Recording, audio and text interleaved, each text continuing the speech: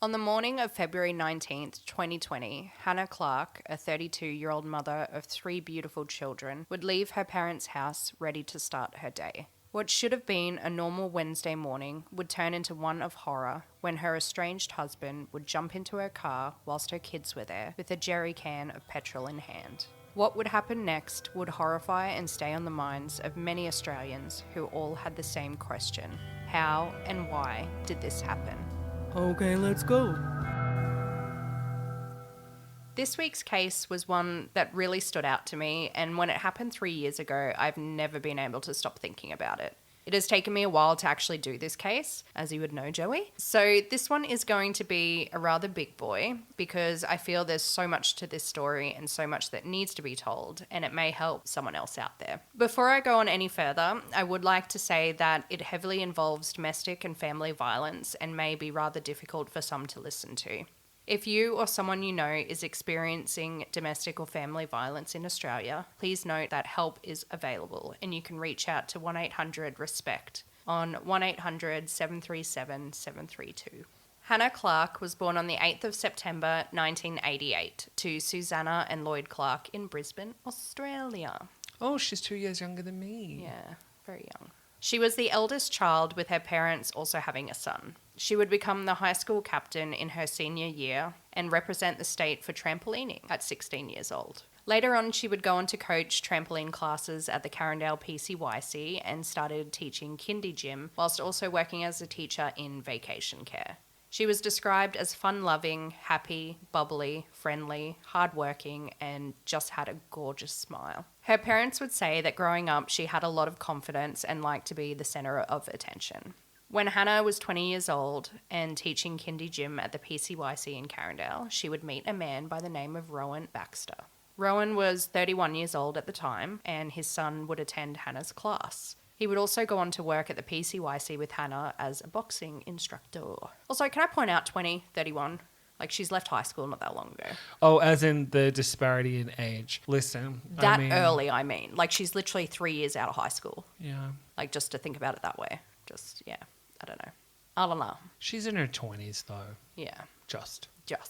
Literally just. Now, I'll just go on to give you a little bit of a rundown on Rowan because, as you will later hear, he is a worm of a human being. Oh.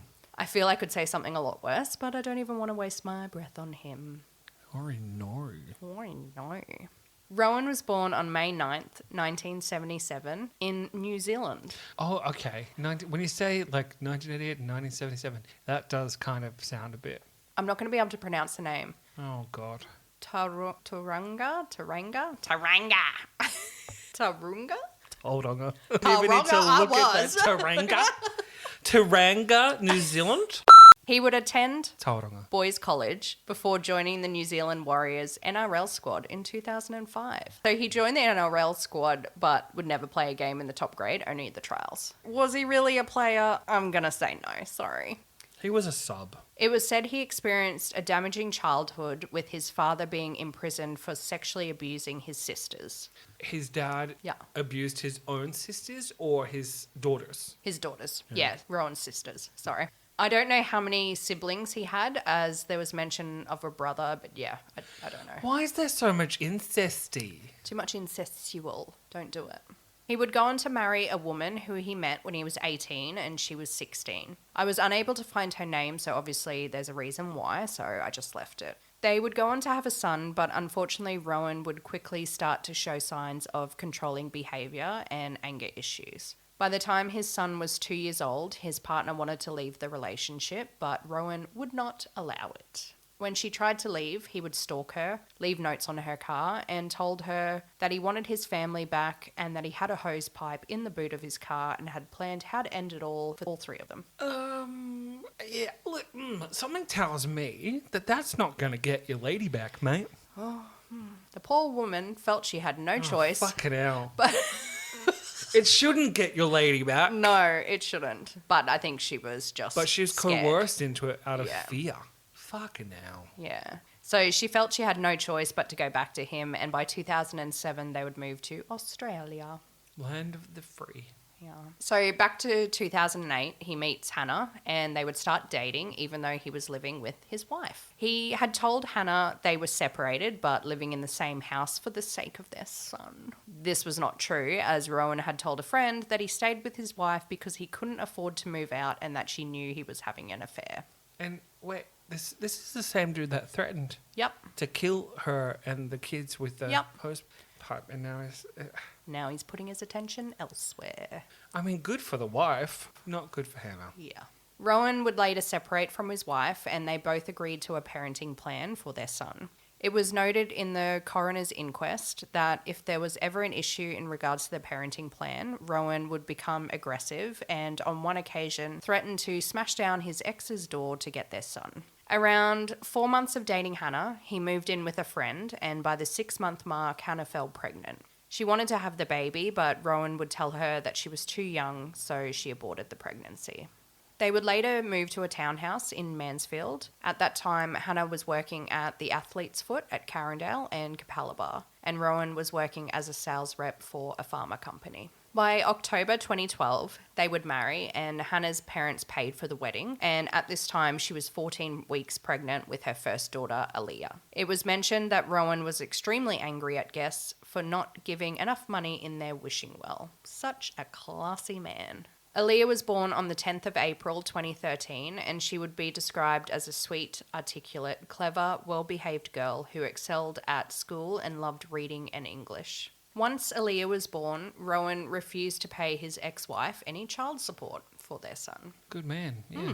Because Hannah and Rowan both enjoyed fitness, they would go on to open a gym in Mansfield, which would later move to Capalaba, called Integrate. The gym was not going well financially and they would often struggle to pay bills, so Hannah's parents would chip in quite a lot of money and even invested close to $20,000. Damn. Hannah became pregnant with her second child, Laianah, and she was born 19th of March 2015. She was described as funny, cheeky, sweet, empathetic, and just so caring of others at such a young age. By the 4th of December 2016, Trey was born. He loved his mother deeply and loved being around her. He enjoyed playing, running, and jumping. All 3 of her children were described as happy, healthy, full of life, and loved going to the beach and gym with Hannah. In 2019, the gym, which was now in Capalaba, was failing as it was stated that Rowan was not a good businessman and was unable to project future payments and earnings. He was extremely blunt with new and current members, and strangely enough, my sister went to the gym just one time. Well, he was still there? Yeah. She met Rowan and said at the time he gave her such a weird vibe and was almost acting as if he didn't have a partner. It wasn't until someone pointed out Hannah to her that she was almost surprised he was married, the way he was acting. Ooh. She also said Hannah's energy was really sad and she got the worst vibes from Rowan to the point that she never went back to the gym. That's heartbreaking for me. So not to say that Hannah wasn't a happy person, but us Polish, we got the little Polish toe. You've got it too. Like, we can sense the energy. And she said, yeah, she just... And I think she said... I bet you'll find you've got the Scottish toe. Yeah. That wasn't Scottish, that was so not Scottish. Bet you'll find I got the Scottish toe. Yeah. But I think when she went to the gym, I don't know if it was around that time or a bit later because she can't remember when. She thinks Hannah had only had 2 kids by then. Yeah, just a little weird thing I thought I'd put in there. Now, one thing that comes up a lot in this case is a form of domestic violence that not a lot of people would consider domestic violence. And it's something that was given huge attention after this case, and that is called coercive control. So what is coercive control, you may ask? Well, as stated on a government website, it's a type of domestic violence where an abuser demonstrates a pattern of controlling and manipulating behaviour designed to intimidate, isolate and control a person. It creates an unequal power dynamic and makes it difficult for the partner to leave. It can happen slowly and over time, may not be noticeable until you put all the pieces together. So what are the signs? Isolation, denying freedom, gaslighting, financial control, monitoring, body control and jealousy, and possessiveness. It is actually because of this case and what Hannah's family have done that a law reform passed in Queensland Parliament in February 2023 to expand the definition of domestic and family abuse to include a pattern of behaviour, along with some other benefits, and there's talk that coercive control could be criminalised in Queensland by 2024. So before we jump into the awful morning of February 19th, 2020, I just want to give a bit of history and a timeline leading up to the day. DV and adding children and family court into the mix can make things so messy and actually hard for police to be able to step in. Sorry, I digress, but this case is one that really hit my soul and makes me sad. So, history within the relationship fully came out when the Coroner Court of Queensland finding of the inquest was delivered on the 29th of June 2022. And I have just some short points I wanted to go through to show some of the red flags that popped up over time. When, as I said, looking at one by one, you may go, but when all together, it's just not a good time. At the beginning of their relationship, Hannah went on a cruise with a friend, and the first red flag was Rowan was not happy she went away and would constantly try and contact her on the cruise. Red flag! On the play. Shortly after living together, Rowan told Hannah she could not wear shorts, short skirts, or the colour pink, and was only allowed to wear a bikini on the beach and nowhere else. They also had a joint Facebook account. Where else are you going to wear a bikini, sir? Yeah, so I think it was more by the time she hit the car park, she had to have clothes on. So she couldn't leave the beach. So if you're like walking, you know how sometimes you like walk to your car or you might walk across the road, like if it's a... Listen, Del, I can't remember the last time I wore a bikini. Yeah. Yeah, okay. Well, yeah, all right. Yeah, so only at the beach. And she wasn't allowed to wear pink because it made her look like a child, or it was a child's colour. Rowan would make sure to drive a wedge between Hannah and her family by openly criticising her mother in front of her and her brother, and made it difficult for Hannah to spend time with her parents as they were very tight-knit. Of course, you literally separate them from their support group. You become the only Isolation. person in their life. They're now isolated and dependent on you. Yep. Fucking hell. He even stopped her and the kids from attending her weekly family barbecue. Like, that just broke my heart. Like, I think it was every Sunday they would have a family barbecue to catch up. Her parents seemed so amazing as well. And what would happen if she just went? Was she just too scared to test that? Yeah, I think he'd kind of just over time and just like, yeah, broken her down kind of thing, just to make him happy. He refused to allow Hannah to spend time with her mother on Mother's Day, and she could only spend half the day there before having to come back and celebrate his deceased mother with him. What? Yep. You can't celebrate Mother's Day with your mum, let alone on your day. Come back and mourn with me about my mum. In 2015, he slammed the back gate on her leg, causing a bruise. Once Trey was born, he decided to only work 3 days at the gym and rested on the other days, making Hannah take numerous classes, looked after the children, and was doing an online marketing course. While she was doing all of these things, including working at the Athlete's Foot on a Monday and Friday, he would criticise her, yell at her that the house was a pigsty, and question what she did all day. He would demand sex nightly, and on May 18th, 2019, he smashed her watch and left the house because she didn't want to have sex. He would also not talk to her or make it difficult for her and the children if she didn't, and even made really derogatory statements to her about sex. He would also go through her phone while she slept and accused her of cheating. This isn't even everything. He would always threaten to kill himself, called his friends so that they heard his side of the story to make out that Hannah was crazy, but his actions really escalated in November 2019. Hannah qualified for a CrossFit competition with the team and Rowan failed to qualify, so he joined the team with Hannah, and when he couldn't compete, he expected her to pull out as well. Controlling behaviour. One night in November, she was driving home and was having a conversation with a friend in the car about Rowan being full on, and he overheard the conversation and went off at Hannah. He said one of the kids had called him and he overheard it. Honey, I think your car's been bugged, babe. Yeah. Once again, that was not the only conversation he somehow overheard, and it would later come out that Rowan had phones or listening devices planted to know everything that was going on. This guy is really unhinged. Yep. That's why I was like, to me, it's important to kind of show the whole story, because it's like if you've got a friend or something who's like, oh, he reads my phone, it's kind of like what else is going on. The morning of the competition, Hannah had a class at the gym, and when she came home, she found that Rowan had gone and taken the children. He had turned his phone off, and she was so worried he would do something that she was vomiting. He would come home later that day and acted like it was nothing, like, oh, I took the kids to the beach. So really, he's just trying to get her not to compete. She ended up competing, though. And there was something about how he then had to attend to, make face so that he looked like he was supporting his wife. This was the final straw for her, and she started to make an escape plan. Something that a lot of people normally say when a relationship is bad is, well, why don't they just leave? A lot of the time, the leaving can be what aggravates the abuser even more, and the person can be so fearful to leave that they end up staying. Because it's kind of that, you don't know what they're going to do, it's just going to make matters worse, it's just better if I stay. There's just a lot of fear-mongering. It can also be very hard as well if people share accounts.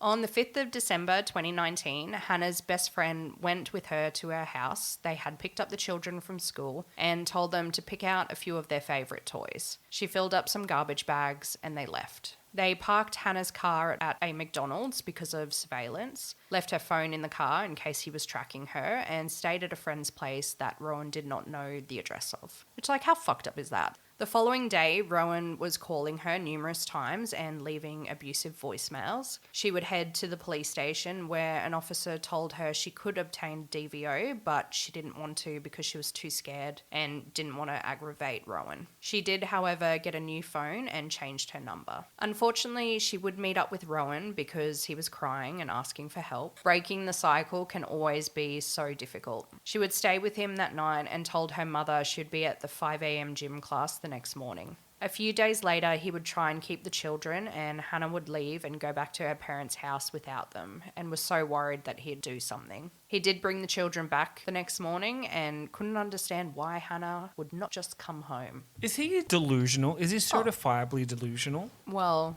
I mean, yeah. We'll get into it later, yes. But everything that is said, he doesn't own up to anything. He's never been one to own up for what he does. Once Hannah had fully moved in with her parents, she was at home with her children one morning, and Rowan had opened the door and let himself into the house, standing outside of her bedroom listening to Hannah talk to the children. She felt the hairs stand up on her neck and saw him there with her new phone in his hand. She tried saying it was her mother's, but he knew it wasn't, and she said, "Yes, I bought a new phone because you're tracking my other one." So he's literally breaking into the parents' house now. B&E, baby. On the 14th of December, Rowan did attend a GP appointment where he discussed that he had a controlling nature within the last few years and that it had gotten worse. No shit. On the 16th of December, he attended the same practice for a mental health plan. So you start to think, oh, cool, maybe he's going to get some help. On the 20th of December, he attended his first appointment with a psychologist. Old love that I showed you. Now, I'm not going to say her name, as you can find this online. She originally stated as having a special expertise in treating domestic violence, but has since removed that. Oh, I wonder why. On the 21st of December, Rowan had the children for a few days and had agreed to bring them home by 4, as Hannah and her family were going to take the kids on a road trip to Kingaroy the following day. At 4:30 p.m, he texted her to say he was running late. By 5:30, she called him and he said he was stuck in traffic, which is total bullshit because he was not that far from her house. He was at Carindale and they weren't too far from there. She begged him to bring them back, but he wouldn't. He called her again at 8:30 and told her she could collect the children from a service station if she came on her own. She did, and the children were visibly upset because they knew they were meant to be home around 4. On the 22nd of December, he applied for full parenting payments with Centrelink and stated he was a full-time carer of the children. This guy. Yep. Obviously, it didn't go through, and on Christmas Day, he asked to see the kids, to which he arrived and stayed for 15 minutes, giving them gift cards that Hannah later discovered had nothing loaded on them. On the 26th of December, Rowan asked Hannah if he could take the kids to a skate park so they could play with their new skateboards that the Clarks had purchased. She agreed, however, when they were done, he said he wanted to take the children home with him. She refused because already he's taken off with the kids more than once, and until something was in place court-wise, she didn't want them staying overnight, which is completely reasonable. Agree. And the kids are young, so it's Little, yeah. They argued, and he grabbed Laianah and put her unrestrained in the front seat and drove off. He would later tell Hannah, "You caused this, it's your fault." Narcissist 101. 101. He would keep her for 3 days and even take off to see a friend in New South Wales. He's just starting to escalate to the point of I wouldn't feel safe having him around the children. You can see body cam footage of Constable Shane Cobbin, who attended to Hannah after they were flagged down by a passerby. Now, the sad thing is the officers stated there's not much we can do. There's no order in place. She didn't have a DVO as yet, and technically he is the father. The system is broken. It is getting a little bit better. I mean, even if they had an order and he kept them, the police wouldn't be able to do anything because it's above them. You would have to file to say there's a breach, which can take weeks or months. That night, Rowan FaceTimed Hannah to show Laianah was okay, but he accused Hannah of having an affair and that she needed to fix that before he'd bring her home. Need to fix what? Sorry, what? So You had an affair, you need to fix that. he FaceTimed her, accused Hannah of having an affair, and that she needed to fix that before he would bring the daughter home. Okay, so he's made up an affair. Yeah. That by fixing, I'm guessing, you need to break up with him and stop seeing him Yeah. before I bring your daughter home. Yeah. But you're not actually having an affair, which means I'm Yeah. not going to be bringing your daughter home. Yeah. So this poor lady is dealing with a fucking psycho. Pretty sure she has not got time to go chase some dick. Okay? I have a lot of time to chase some dick. I got lots of I've got time. lots of time. That poor girl. Now, Hannah's lawyers would contact Rowan asking to bring Laianah back, and she also tried to remove her name off the lease, but the property manager contacted Rowan and he said he did not consent to that. So, I know the property manager didn't know, but, fuck me. Fuck me. Fuck me. He tried playing victim on the 28th of December to say Hannah had taken his dog and he was scared of her coming to his house. What? Yeah. This is Amber Heard and Johnny Depp. Oh, yeah.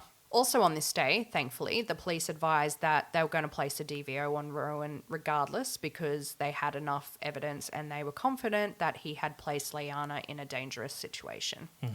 Which DV is a lot different. The police now have a right to actively put a DVO on someone. So, Straight away without having to get the evidence? yep. So, For safety? Yeah. So if me and you having a domestic, No. cops come in without me saying I want to put a DVO on you, they go, we're putting a DVO on you. Honey, what makes you think that it's going to be you calling them on me? Yeah, I'm the crazy one. The other way round. But that's one step towards. So, if the victim is scared to place a DVO, police can assess the situation and go, no, sorry, we're putting one on you. They also took out a PPN, police protection notice, to Just a PPN. PPN. What's a PPN? So it's a police protection notice because I also was like, what's a PPN? PPN. To state that he could not be within 100 metres of the children or Hannah's residence until the matter was heard in court. When he was finally served, he said, she can't do that to me, which the police stated she didn't. We took it out on you. He gave a false version of him taking Laianah, and he said he had done nothing wrong. He said he was a great father, and there are many people who would testify that. Sorry, sir. We didn't actually ask. Why are you giving us all this information? I hate that. A dead giveaway is when you just try to elaborate and add all this extra shit to this thing. I didn't ask that. We're telling you that there's a DVO on you. There's a PPN, bitch. We have put, and the amount of times that it came up that he's like, she can't do this to me. She put a DVO, and the police are like, we're putting it on you. We took it out on you. He just was not, it's all Hannah's fault. Well, he was hyper-focused on this woman, though. Oh, yeah. They took Laianah, and Rowan was told his court hearing date would be the 4th of January. On the 31st of December, he attended his second appointment with his psychologist. According to her notes, he was visibly upset by not having access to his kids, and they discussed the hardship over not seeing the children. He also alleged that Hannah was making up events in the DVO. The thing that's frustrating, and this is what I learned from watching the Depp v. Heard trial, was that nothing is actually admissible that you have said to your psychiatrist, your counselor, anything, because they have to write every single thing down that you say. It is just words. There's no facts behind them. And it just annoys me. I'm annoyed. I'm getting an itchy beard now. I was just about to say, because I'm studying counselling, there's literally a whole core subject about ensuring your notes are correct, everything's dated, you take down all the information, and we'll get into that later with Miss Old Love as well. Sure. But it's your position is also not to be, from my understanding of that case, so it could be wrong anyway, but your job is not to sit there and look at what's true and what's not true. You're literally sitting there listening to what this person has to say. And you just have to help them through whatever it is. I don't understand. I'm angry. 4th of January, Hannah, the children, and her parents were at Carindale Shopping Centre when Mr. Clarke received a phone call from one of Rowan's friends asking why Hannah was not allowing Rowan to see his children. He was playing the Facebook victim card, or I'm a great dad, my kids were taken away, tarnishing Hannah's name, that she was crazy, calling a lot, and I mean a lot of people, crying on the phone to them saying, look what she's done, look what she's doing, this kind of thing. And what was funny was Hannah never said anything bad about Rowan to others. Just that she wanted to move on, she wanted him to see the kids, and even at one point she wanted him to have 50-50. Which one is the abuser, do you think? Like, to me, that is a telltale sign. Yes, some women can be like, oh, he's crazy, and yes, they are actually crazy. But in the midst of a fresh separation, normally the one who's saying, I just want to move on, everything's fine, like, yes, I would like, and that she's crazy, she's this, she's that. Yeah. And she's just keeping mum on everything. Yeah. She could be going around saying all the shit that he's doing, but she's not. Here's something I feel also. Keep your personal and private shit off fucking Facebook. Yeah. It's a pet peeve, and that's why I don't use Facebook anymore. Yeah. I hate going on there and seeing a status update where people just want to sit there and be like, blah, blah, blah, blah. This is how I'm feeling. This is what I'm doing. This is blah, blah, blah. I don't care. Yeah. I personally don't care. It sucks that you're struggling, but if you're struggling, seek help. You don't need to literally put it out there for everyone to see. Yeah. Yeah. That's just my opinion. You're allowed to have them, duh. And that's why I try not to follow people. That's why everything's reptile related now. Yeah, I've culled a lot of people now. And I hardly post now too. 6th of January, he attended another appointment with his psychologist. There was talk over the close of the gym and it being Hannah's fault for sharing too much with some clients, and that's why they didn't come to the gym. It's because of you, Rowan. You had a bad energy, the way you used to talk to people. Like, even Hannah's dad would go to the gym and he was like, oh, I'm not as fit as Rowan. And he used to be like, come on, old man, catch up, like put down Hannah's dad. They spoke about family court matters and some mental health strategies and ideas. I didn't feel like writing it all down because... Yeah. 8th of January, he had 2 barristers and a lawyer that he was able to get for free because they were friends of friends. A temporary protection order was granted and he was ordered to not commit acts of DV, expose the children to DV, go within 100 metres of Hannah's residence, and to not contact Hannah unless it's about the children. Did she have any of this abuse in writing, like text messages, emails? Yeah, voicemails, So she would have everything. had that kind of stuff. Yeah. Be like, well, here you go. Yeah, she was just more... She didn't put the DVO on him. Like, she didn't want to put a DVO on him, No, so but she was it more went scared to too. court though, right? So Yeah. there would have been evidence that was there and she would have had to have submitted Oh, yeah. that evidence. Oh, yeah. Oh, yeah. Oh, yeah. It's all lies. Throughout January, a lot of back and forth went on. Rowan stating he didn't see the kids on Christmas when he did. Kept trying to contest the DVO, harassed Hannah's lawyers, just the usual, I'm the victim, I haven't done anything wrong. He did attend another psychologist appointment on the 14th of January talking about the protection order, and he was happy to see his kids and blah, blah, blah, usual bullshit. He saw her again on the 21st of January and stated that he couldn't believe they were now accusing him of being mentally unstable and trying to prevent him from seeing his kids. On this day, the psychologist wrote a letter of support for Rowan. This made my blood boil. She stated, Mr. Baxter has been stressed over his wife leaving him suddenly. Sorry. All I can hear was, woof, woof, woof, woof, woof, woof, woof, woof. Anyway, continue. Not funny. Stop it. Okay, go. But has been coping remarkably well given the situation. He has been very open and sincere in our sessions. I have no concerns regarding his mental health.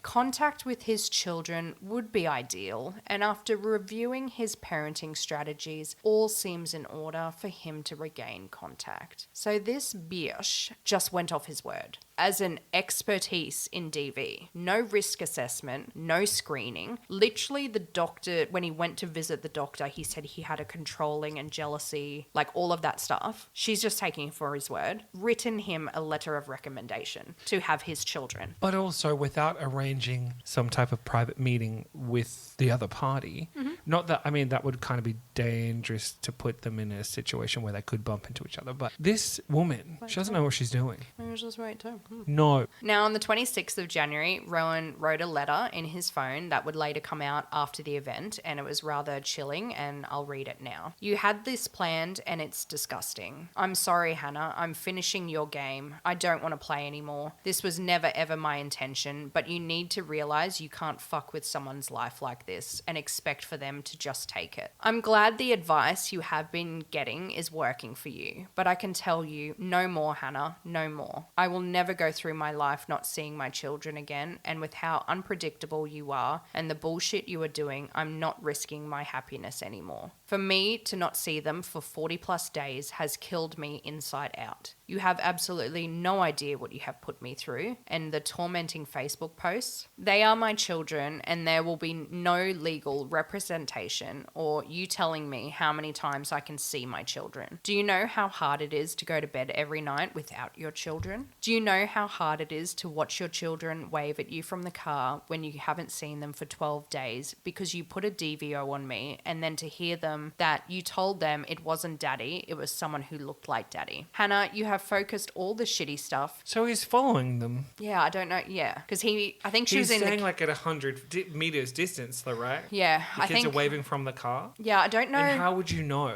that she's saying it's not daddy?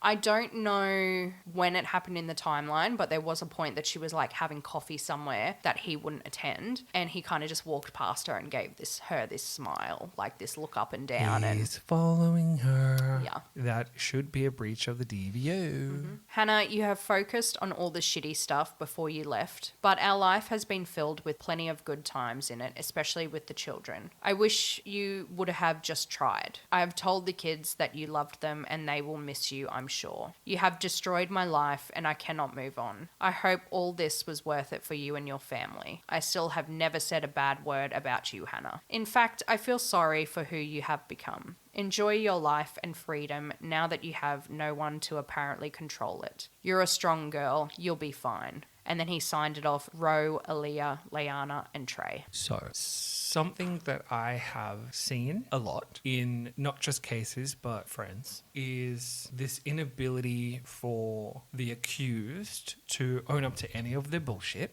First of all, I've seen a lot of that. And there's this thing, especially with the people who have children with this abusive partner, is that instead of fighting for the kid's best interest, it's this like one-upmanship game that they try to play with the other person to fuck with them.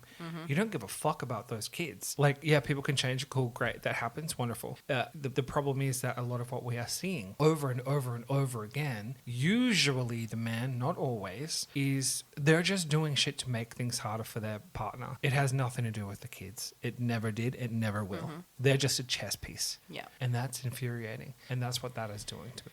Yeah, it's all about control, and For him especially. he knows that by taking the kids away, it's going to make her upset. If she has offered 50-50 and to be amicable about everything, and then it has come to this, you're proving it's about control because she has offered that to you. But he literally gave you a little grain of that information in there anyway. Yeah. Like something about not having someone to allegedly control your life or whatever it was he Yeah. said. That's, again, him putting that forward. Yeah, frustrating, hey? But didn't you also say that she wasn't putting stuff on Facebook? He was. Yeah, he was playing So the all she's it would taking. take is someone to go look at her fucking feed. Yeah. And then you'd be able to see that she's not actually doing that at all. So I quit this podcast. I Yeah. am done. Just wait till the end of my episode. Thank you. No, I quit now. Fuck you. Fuck your episode. I'm going home. Wait, I am home. You're going home. Get the fuck out of my house. Goodbye.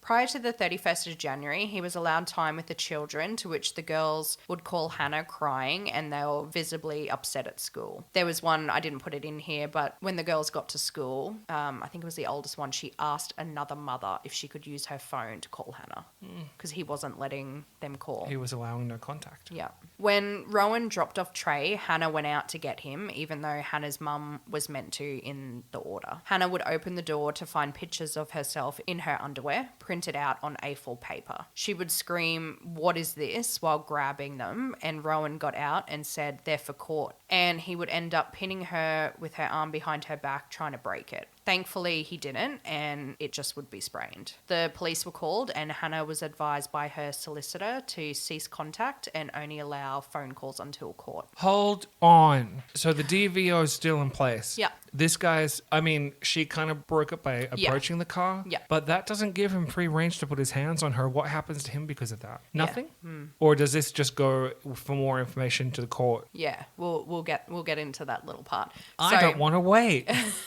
So he's printed out, because the old game of let's try and make out like the mother's a skanky woman. Yeah, she's in her underwear. Photos. But she's in her underwear. Yeah. So around these photos, he was trying to make out like, so this folder was where the kid was. So like in front, like on the floor there. He's saying that he had these all in a folder and they just slipped out when she came to the car. So, she just stumbled upon my court documents, and those are for court. Printed A4 photos of lingerie to kind of show. But they would have been intimate. They were married. Yeah. On top of that, I'm sorry, this just has me very annoyed.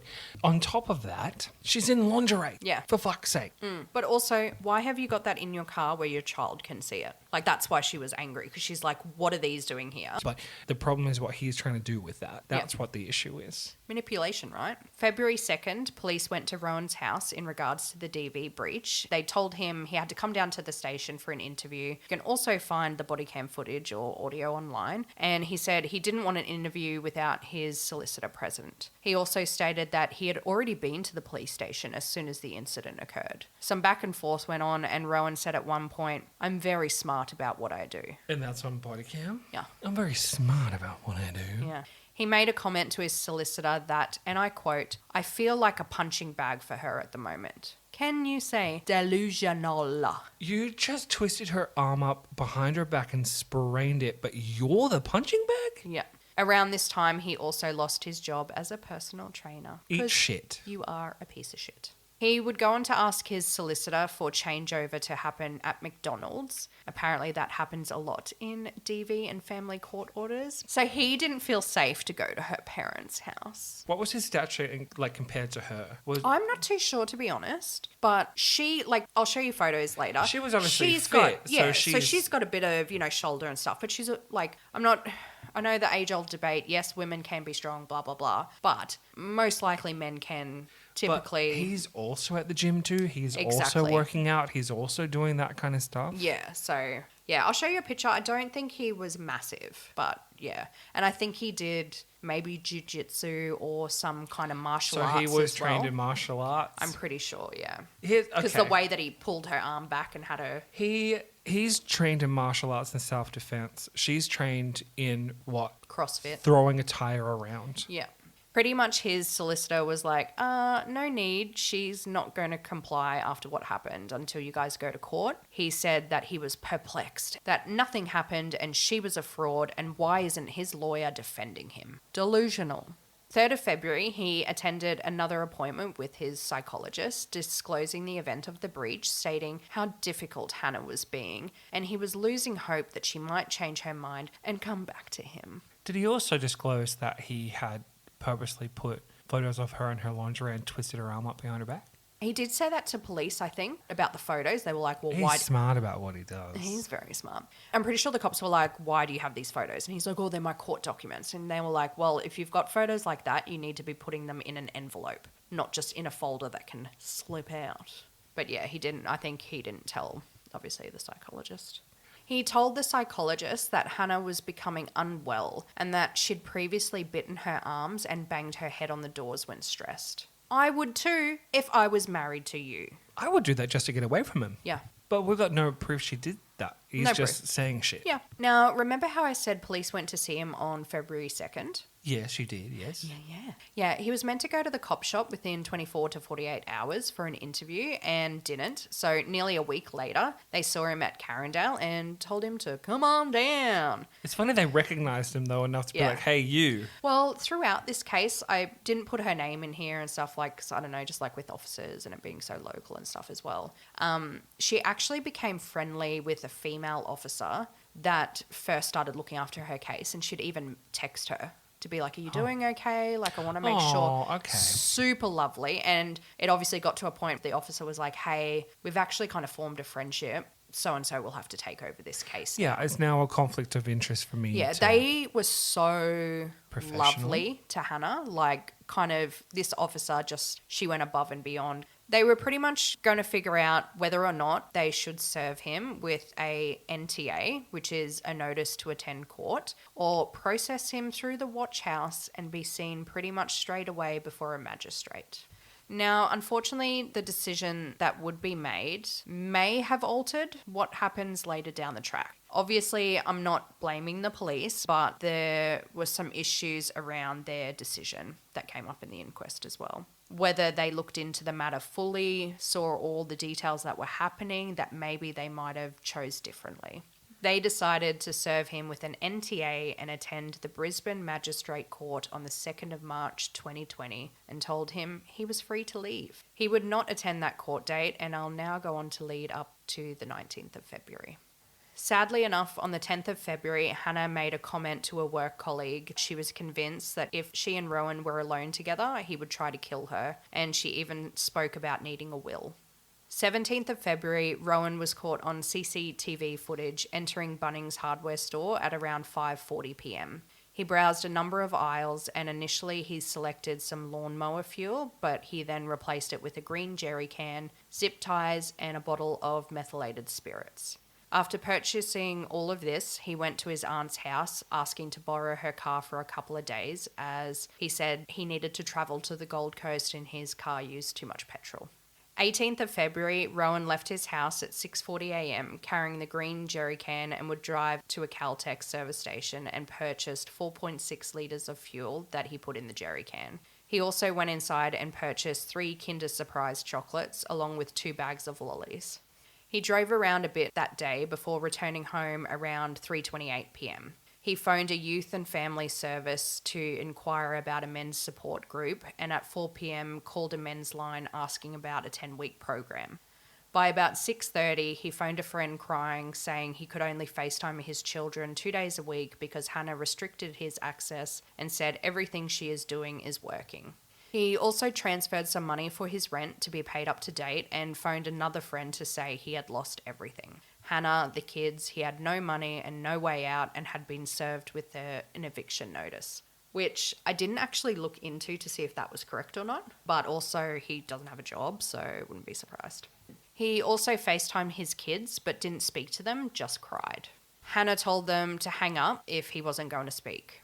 She would also make a comment to her mum saying, "Oh God, what if he kills himself?" 19th of February, Hannah went out at 6:30 a.m. to grab a coffee for herself and her mother before sitting on her mum's bed drinking coffee and chatting whilst her mother got ready for work. Apparently that was like a daily occurrence. The girls were playing in their room and Trey was out watching a dinosaur TV show. Just before 7, Rowan left his house, put some petrol in his aunt's car and went to grab a coffee. He told the barista he was fighting with his ex-missus and they made a note that he was on his phone and appeared to be looking at his Maps app. Why is he trying to tell everyone? He's just a big old sob story. Yeah, woe is me. Around 7:20 a.m, Mrs. Clarke kissed her daughter and grandchildren and told them goodbye, not knowing that this would be the last time she would get the chance to do that. Near 8:30 a.m, Hannah bundled her kids into the car, Trey in the middle, Aaliyah behind the driver's seat, and Laianah in her booster seat behind the passengers. She did not know that Rowan was parked across the street waiting for her. As she started the car, Rowan jumped into the passenger seat holding a knife and the jerry can. He told her to drive. Hannah screamed and told him to get out of the car. She started driving, turned out of the street that her parents were on, onto Raven Street, Camp Hill, where she saw a man washing his car. Hannah quickly pulled over, screaming, "Call the police, he's going to kill me. He's poured petrol on me." The man saw that Rowan was in the front seat and was physically restraining Hannah from getting out of the car. Within seconds of this happening, the car exploded. The witness cannot remember if he had reached the door of the car before it exploded or if Hannah had broke free and the car went up, because he kind of obviously got pushed back. Hannah left the car completely on fire. The witness told her to get on the ground and roll as he hosed her down with water. He ran to Rowan laying on the road and he was also alight, to which the witness hosed him down a little bit before returning to Hannah. I wouldn't have. Yeah, well, apparently he kind of saw his eyes and they were just like black. So he was just kind of like, "Oh, fuck that," and went back to Hannah. She started screaming that the children were in the car, although he couldn't really understand what she was saying. He ran to his house and asked his daughter to call 000. The first 000 call was received at 8:26 a.m. Around this time, Rowan was said to be aggressively walking around the car, and he was also badly burnt. It would later be said that he had no petrol on his clothes and that he did not intend to burn himself. He would dive back into the burning car and retrieve a knife. He sat on the grass about 2 minutes away from the car with his head down and the knife tip pressed against his stomach. He then fell forward onto the knife and curled into a fetal position. A lot of people were there to aid Hannah. A real estate agent picking up a sign saw this unfold, and 2 tradies ran to the car trying to help get the kids out. Hannah was saying, "My babies are in the car. My ex-partner told me to pull the car over. He then poured petrol on us and threw a lighter on the car." Although Hannah had received burns to nearly all of her body, it would later come out that the only place that wasn't burnt were the soles of her feet. She was able to tell responders everything that happened, and I mean everything. Everyone spoke about how courageous she was, even though she was covered in full thickness burns. While she was being given morphine, she told responders, "I hope he survives and rots in jail." She kept asking if her children were okay, to which she was told, "You just need to focus on yourself." Hannah was rushed to hospital, where she would later pass away at 5:40 p.m. that afternoon. When the fires were extinguished, they found the bodies of Aaliyah, Laianah and Trey in the back seat. They were pronounced dead at the scene at 9:53 a.m. and they were burnt so badly that they could not be visually identified. Rowan was also pronounced dead at the scene due to his knife wounds. An autopsy revealed that Hannah died from multi-organ failure due to the fire.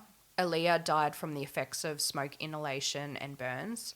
She had severe burns to 100% of her body. Laianah and Trey both died from smoke inhalation and other products of combustion. Rowan from the stab wound to the chest and burns to 80% of his body. He had 3 stab wounds, one that entered the abdominal wall only, one entered the abdominal cavity, and one near the midline that passed upwards into the chest cavity that caused injury to the heart. So did he stab himself 3 times? Mm-hmm. He also went into cardiac arrest, and there's a very good podcast, and I say very good, it's not good, obviously, because it's a sad story, but there's like a 6-episode podcast on this, and Channel 9 did it or something like that, and it has like the witnesses talking, paramedics, police officers, like people that attended that day, and the ambulance guy was like, "Oh, you know, we unfortunately have to try and help people even though we know they've done something wrong." So like Rowan went into cardiac arrest and they had to obviously try and save him, even though, you know, the situation and what they'd heard. It was kind of just like, oh, like you don't kind of think about that they've got a duty of care to even pieces of shit. The thing is, in that particular kind of case, I'm the kind of guy that's rooting for him to live. So that he can live with how disfigured he is now, that he can live with the realization of what he's done, that people know that he's in prison, that he suffers for the rest of his fucking life. Hannah Clarke had left her husband after suffering coercive control for numerous years. She had only 11 weeks free, thinking she would be starting her new life. There was even a statement she said to her family where she's like, 2020, this is going to be my year. She was in the middle of dealing with the DVO breaches and awaiting family court. According to the Domestic and Family Violence Death Review and Advisory Board's 2020-21 annual report, Rowan displayed 29 of the 39 domestic and family violence lethality indicators.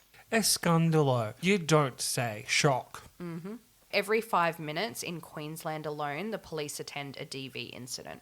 In June 2022, an inquest into the death of Hannah, Aaliyah, Laianah and Trey were conducted, and from that there are a lot of changes that are being made and a lot of faults came up, and one I want to mention was Rowan's psychologist. She was called out for not conducting any screening or assessments, despite Rowan indicating that he was jealous and controlling. That part right there.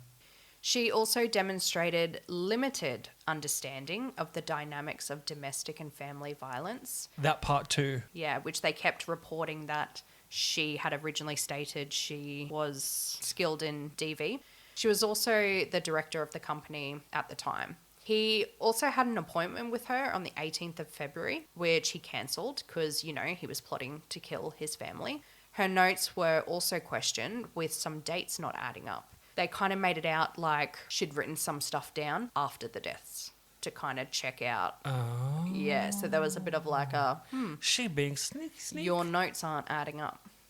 Little thing to add, she is still working as a psychologist and no longer states DV as one of her areas. Because she done fucked that up. Also from the inquest was more police are being trained in domestic violence and are doing refresher courses. And in Feb 2023, major changes in Queensland laws were made, with coercive control being recognised as domestic violence.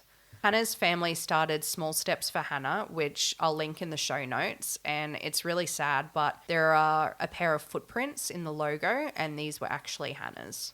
Apparently, when there's a burn victim that is passing, or maybe just anyone who is passing in the hospital, they'll normally do like handprints. As her hands were so severely burned, the only place that wasn't were the soles of her feet. And this is what her family had to remember her by.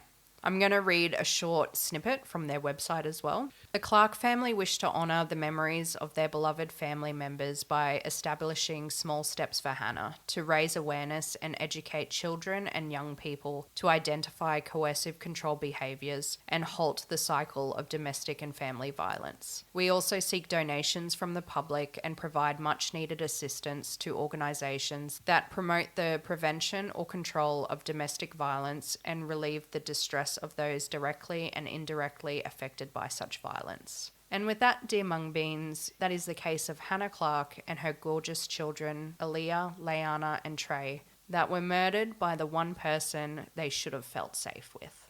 Anyone who's listening that is in a position to contribute to that foundation or that service, like financially, I know things are quite tight at the moment, anything is probably accepted. So they even sell coffee beans they and mugs sell coffee and beans shirts and mugs. I did not know that. Maybe I need to buy some coffee beans from them. If they do ground it, then I will buy coffee from them. I will be donating as well. Yeah, so I think that it would just be really nice for you guys to do that. All right, well, I hated that in its entirety. Yeah, Rowan's a piece of shit. Goodbye.